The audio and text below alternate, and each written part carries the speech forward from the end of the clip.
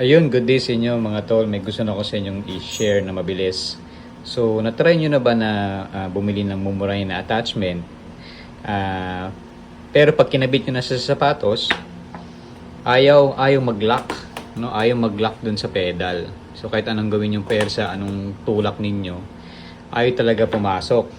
No? Pero, pagka ito lang mismo, yung mismong attachment lang, walang sapatos, kinabit ninyo, pumapasok naman siya ng walang problema.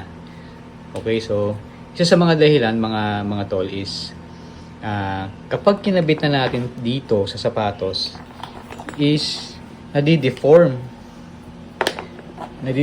itong attachment kasi plastic lang ito, especially kapag sobrang higpit nung mga tornilyo, no, itong mga to.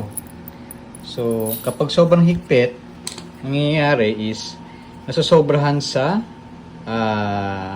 or nadideform, nasosobrahan sa curve.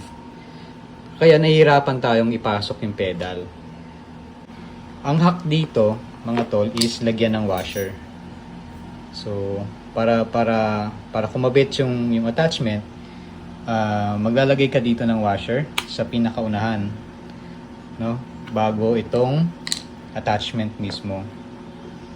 So, mangyayari dyan, parang dahil dun sa washer, maiiwasan yung pag-deform ng attachment.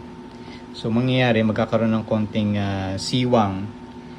No? So, kahit higpitan nyo ng todo dito sa baba, okay lang kasi, o kahit higpitan nyo lahat ng bolt, ng tornilyo, okay lang kasi merong spacer doon sa taas. So, may iwasan yung pag-deform ng attachment. So, ayun lang mga tol, gusto ko lang share sa inyo. So, meron na nga akong nagawa dito. Ayan ito. Ayan, mapapansin niyo may siwang siya. Ayun yung washer. Madali ko na siyang ipasok doon sa pedal. So, ayun, basta. Ayan, pasok na. So, ganun siya kadali na ipasok. Kasi hindi naman na-deform yung plastic o yung attachment. Okay, ayun lang mga tol. Thank you.